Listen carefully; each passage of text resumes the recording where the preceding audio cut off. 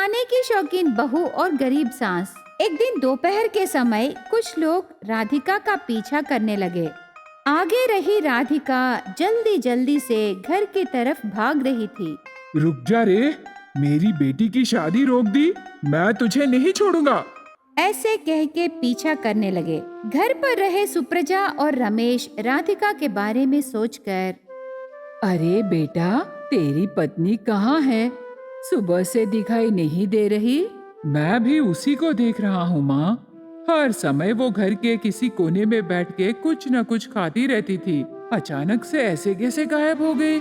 ऐसे कहता है। इतने में राधिका जल्दी से घर के अंदर आकर भागती हुई आती है। तब राधिका ने, सुनिए जी, सासू माँ, मेरे लिए कोई आने से कह दीजिए, मैं घर पर नहीं हूँ। ऐसे घबरा कर कहती है। उसे देख के दोनों शॉक हो जाते हैं। पहले ये बता, तूने क्या किया है? ऐसे सास पूछती है। राधिका बिना जवाब दिए पीछे मुड़ के देखकर घर के अंदर छुप जाती है। इतने में उसका पीछा कर रहे लोग घर के अंदर आकर, सुप्रजा, तेरी बहू को बाहर बुला। बसवराज, अरे क्या हुआ, बताइए ना, क्यों मेरे बहू का पीछा कर रहे हो? ऐसे पूछती है। गुस्से से भड़क रहे बसवराज लंबी सांस लेकर, क्या की? मेरी बेटी को अच्छा रिश्ता आया, पर तेरी बहू ने उसे नाश की। ऐसे गुस्से से कहता है। वो बात सुन के रमेश और सुप्रजा को कुछ समझ में नहीं आया। आपका गुस्सा कम करके जरा समझाइए ना। आज लड़के वाले मेरी बेटी को देखने आए। रिश्तेदारों के लिए अच्छे अच्छे पकवान बना के रेडी रखे। तेरी पत्नी मेरी बेटी की दोस्त है ना, वो हमारे घर आकर सीधा किचन में घुसकर लड़की वालों के लिए बनाए पकवान पूरे वो अकेली बैठ के खा ली। लड़के वालों के लिए वो थोड़ा भी नहीं बचाई रमेश। तब लड़के वालों को सही समय पर खाना नहीं रखने पर वो गुस्सा करके हमारा रिश्ता तोड़ के शपथ लगा के चले गए। ऐसे रोते हुए कहता है। तब माँ और बेटा आंखें खोल के आश्चर्य हो जाते हैं।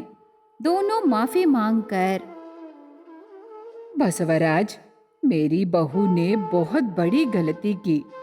वो खाने की शौकीन है। उसकी तरफ से हम आपसे माफी मांगते हैं। उसे माफ कर दो। ऐसे प्रार्थना करते हैं। तब बसवराज ऐसे कहने लगा, तुम दोनों इतना कहते हो तो मैं उसे छोड़ दूंगा। चलो रे। वो लोग चले जाते हैं। गांव वाले जाने के बाद दोनों को बहुत गुस्सा आता है। अरे हो राधिका, बाहर आ। ऐसे चिल्लाता है। राधिका मासूम चेहरा लेके बाहर आती है। माँ बेटे दोनों राधिका को घूर घूर कर देखने लगे। सासू माँ, भाग के आए ना, मैं बहुत थक गई। पेट में खाना हजम हो गया है। मुझे बहुत भूख लगी है। खाने को कुछ है सासू माँ? उसकी बात सुन के माँ बेटे शौक होकर एक दूसरे के चेहरे देखते हैं। 30 लोगों के लिए बनाए खाना तू अकेली खाकर फिर से खाना पूछ रही हो? तेरी वजह से गांव में इज्जत चली गई। इसका कारण आपका बेटा ही है सासू माँ। मुझे ये रोग है ना। माँ, इसे ऐसे नहीं छोड़ना है, जोर से पकड़ो। दोनों उसे जोर जोर से पकड़ के कमरे में ले जाते हैं। अरे सुनिए ना, क्या कर रहे हो जी? मुझे मार डालना चाहते हो क्या? प्लीज मुझे छोड़ दीजिए। ऐसे प्रार्थना करती है। दोनों कुछ नहीं कहते और उसे एक कुर्सी में बिठा के रस्सी से बांध देते हैं। आज से तू यहीं रहेगी। हमारी मर्जी से खाना खाना है। तुझे छोड़ने का सवाल ही नहीं है। तेरी वजह से बहुत परेशानियां झेलना पड़ रहा है। तेरे खाने के पागलपन से हाथ में अभी एक पैसा भी नहीं बच रहा। तुझे ऐसे छोड़ देने से हम और गरीब हो जाएंगे। ऐसे गुस्सा करता है। तब राधिका ने, फिर कभी मैं ऐसे नहीं करूंगी जी, मुझे छोड़ दीजिए, ऐसे कहती है। पर सास और पति उसे बांध के रखते हैं। एक हफ्ता बीत जाता है। राधिका को उस कमरे में रख के दोनों बहुत मुश्किलें झेल रहे थे। राधिका भूख के मारे बहुत तड़प रही थी। रमेश को दूसरा जॉब नहीं मिलता और पैसों के लिए वो इधर उधर कर्जे में पैसे लेकर घर चलाने लगा। थोड़े दिन बीत जाते हैं। रमेश घर पर नहीं रहता, सास अकेली रहती है।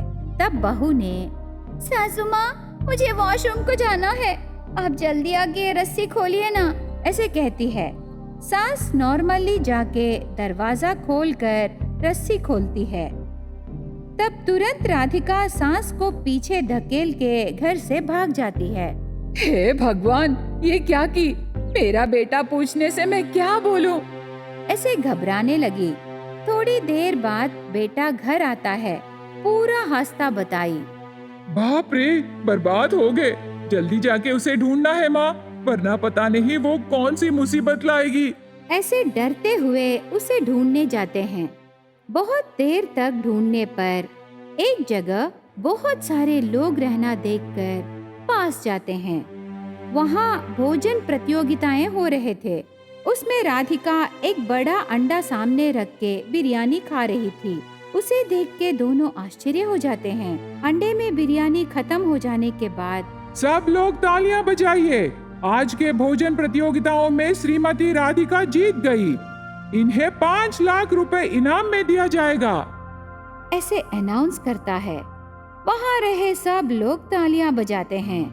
रमेश और सुप्रजा शॉक होके दंग रह जाते हैं। राधिका इन्हें देख के वो 5 लाख रुपए लेकर इनके पास आती है। ये लीजिए, इससे कोई व्यापार करके बचे पैसों से हमारे सारे कर्जे चुका दीजिए, ऐसे कह के पैसे उन्हें देती है। रमेश वो पैसे लेकर, इतने दिन तुझे बहुत सताए, हमें माफ करो राधिका। तेरे खाने के पागलपन से आज हमारी परेशानियां दूर हो गए। किस्मत ही ऐसी है जी, पता नहीं कब क्या होगा, इसीलिए जो भी होगा सब भलाई के लिए ही जी। चलिए ना, अब घर चलते हैं। उसके बाद तीनों मिलके खुशी से घर चले जाते हैं। वेंकटापुरम गांव में रहे सुप्रजा के 2 बेटे हैं। उसका बड़ा बेटा रमेश और उसका छोटा बेटा सुरेश। एक दिन रमेश ऑफिस से कार में घर वापस आते समय बीच रास्ते में 10 साल का बच्चा रोड पर खड़े रह के हाथ में एक गिफ्ट लेकर बारिश में भीग के लिफ्ट पूछ रहा था। उसे देख के रमेश उस बच्चे को कार में लिफ्ट दे के ऐसे पूछने लगा, छोटू, कहाँ ड्रॉप करना है? फीड द नीड ऑर्गेनाइजेशन के पास अंकल। Okay okay. वो गिफ्ट क्या है? आज स्नेहा दीदी का बर्थडे है। मैं और मेरे दोस्त मिलके गिफ्ट खरीदे। आज उसे गिफ्ट देना है अंकल। वो ऑर्गेनाइजेशन होम को चली गई होगी। स्नेहा दीदी मतलब वो कौन है? वो स्नेहा दीदी मतलब हमारे ऑर्गेनाइजेशन की अच्छी डोनर है। तुम लोग हर एक डोनर का बर्थडे सेलिब्रेट करते हो? नहीं अंकल, सिर्फ स्नेहा दीदी का बर्थडे ही सेलिब्रेट करते हैं, क्योंकि वो सबके जैसे नहीं है। इतने दिनों से हमारे लिए फ्रूट्स, एग्स सब डोनेट करती है, पर अभी तक वो एक भी फोटो नहीं ली अंकल। ऐसे वो बच्चा स्नेहा के बारे में बताने पर रमेश को स्नेहा के प्रति अच्छी राय पैदा होती है। उस दिन रमेश उस बच्चे को ऑर्फनेज के पास ड्रॉप करके घर चला जाता है। तब सुप्रजा रमेश से ऐसे कहने लगी, रमेश बेटा, तुम दोनों भाइयों के लिए मैं शादी के रिश्ते देख रही हूँ रे। ये लो, ये फोटो देखो, हमारे स्टेटस के बराबर की लड़की है। ये तो हमारी कैस्ट की लड़की है बेटा। ऐसे सुप्रजा एक फोटो के बाद दूसरा फोटो रमेश को दिखाते समय रमेश उसकी माँ से ऐसे कहने लगा, माँ, मुझे ये फोटोज मत दिखाओ। मैं एक लड़की को चाहता हूँ माँ, उसका नाम स्नेहा है। ओह, ठीक है। उस लड़की को हमें कब दिखाओगे? ऐसे सुप्रजा पूछने पर रमेश ऐसे कहने लगा, मैं उसे देखने के बाद। ऐसे रमेश कह के वहाँ से चला जाता है। तब सुप्रजा और सुरेश दोनों शॉक हो जाते हैं। ऐसे थोड़े दिन बीतने के बाद एक दिन स्नेहा से शादी की प्रपोजल करने के लिए रमेश ऑर्फनेज के पास जाता है। तब उस ऑर्फनेज होम में स्नेहा नहीं रहती। रमेश उसका घर का पता लेके कार में निकलता है। रमेश उस एड्रेस को जाने पर एक झोपड़ी के बाहर चूल्हे के सामने बैठकर स्नेहा खाना बना रही थी। तब रमेश कार से उतर के उसके पास जाकर ऐसे पूछने लगा। यहाँ स्नेहा कौन है? तब स्नेहा ऊपर उठ के ऐसे कहने लगी, मैं ही स्नेहा हूँ, आप कौन हो? स्नेहा ऊपर उठने पर वो देखने में बहुत नाटी रहती है, पर रमेश को उसकी सुंदरता से ज्यादा दिल बहुत पसंद आता है। वो बिना देर किए उसके घर के अंदर जाके स्नेहा के माता पिता से बात करके उनको मना के उसके बाद स्नेहा से उसकी राय पूछ के उसी दिन रजिस्टर मैरिज करके स्नेहा को घर ले आता है। ऐसे रमेश अचानक से एक गरीब और नाटी लड़की से शादी करके घर को सीधा ले आने पर सुप्रजा को बहुत गुस्सा आता है, पर बेटे को कुछ नहीं कहती और चुप रह जाती है। थोड़े दिनों बाद सुप्रजा सुरेश की शादी एक अमीर घर की लड़की शिरीषा से करती है। उसके बाद सुप्रजा के घर में बड़ी बहू और छोटी बहू दोनों रहते हैं, लेकिन सुप्रजा को बड़ी बहू स्नेहा बिल्कुल पसंद नहीं रहती। उसे हर बार सता के घर से बाहर भेज देने का प्लान्स करती रहती है। एक दिन सुप्रजा उसकी दोस्तों को डिनर पार्टी देने के लिए घर पर बुलाती है। उसके लिए खाना बनाने की जिम्मेदारी स्नेहा और शिरीषा को देने के लिए दोनों को बुलाती है। सुनो दोनों बहुएं, आज शाम को मेरे दोस्त घर आ रहे हैं। उनके लिए तुम दोनों खाना बनाओ। आधा स्नेहा करेगी, आधा शिरीषा करेगी, ठीक है ना? ऐसे उनको ऑर्डर देके चली जाती है। तब शिरीषा किचन में पहले जाकर जो उसको आता है वो व्यंजन पका के किचन से बाहर आ जाती है। उसके बाद स्नेहा शिरीषा से ऐसे पूछने लगी, सुनो शिरीषा, मैं शॉर्ट हूँ ना, मुझे स्टोव और कबोर्ड में सामान नहीं मिलते, इसीलिए जरा तुम मेरी मदद करोगी? क्या तुम्हारी मदद करो? तू इतनी शॉर्ट क्यों पैदा हुई? तू मेरी मदद मांगकर पूरा काम मुझसे करवाना चाहती हो? वो बिल्कुल नहीं होगा। ऐसे शिरीषा घमंड से कह के चली जाती है। तब स्नेहा किचन में बैठ के बहुत रोने लगी।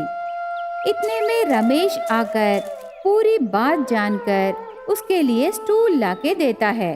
तब स्नेहा तरह तरह के पकवान स्टूल पर खड़े रह के अच्छे से बनाकर किचन में से आ जाती है।